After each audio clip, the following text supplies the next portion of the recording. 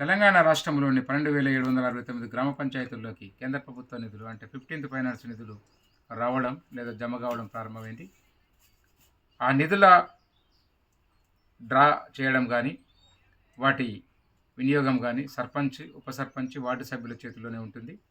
ప్రతి తీర్మానాన్ని అనుసరించే నిధులు ఖర్చు పెట్టడం జరుగుతుంది. మీకు ప్రభుత్వం ఇచ్చినటువంటి డిజిటల్ కీస్ ఏదైతే ఉన్నాయో అవి ఖచ్చితంగా సర్పంచ్ గారు, ఉప సర్పంచ్ గారు మీ దగ్గర పెట్టుకోవడమే క్షేమం.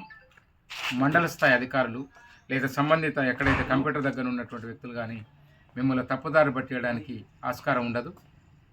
కాబట్టి డిజిటల్ కీస్ ముఖ్యంగా నేను నొక్కి చెప్తున్నాను.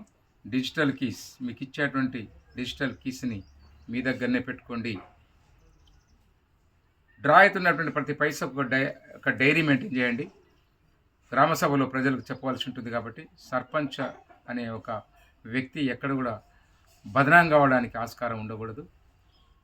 కాబట్టి మిత్రులు, సర్పంచులందరూ కూడా డిజిటల్ కీస్ మీ దగ్గర పెట్టుకొని డ్రా చేసే ప్రతి పైసను డైరీ మెయింటైన్ చేసి గ్రామ సభలో చెప్తారు. కాబట్టి ఖచ్చితంగా మౌలిక వసతులకు ప్రాధాన్యతనివ్వాలి.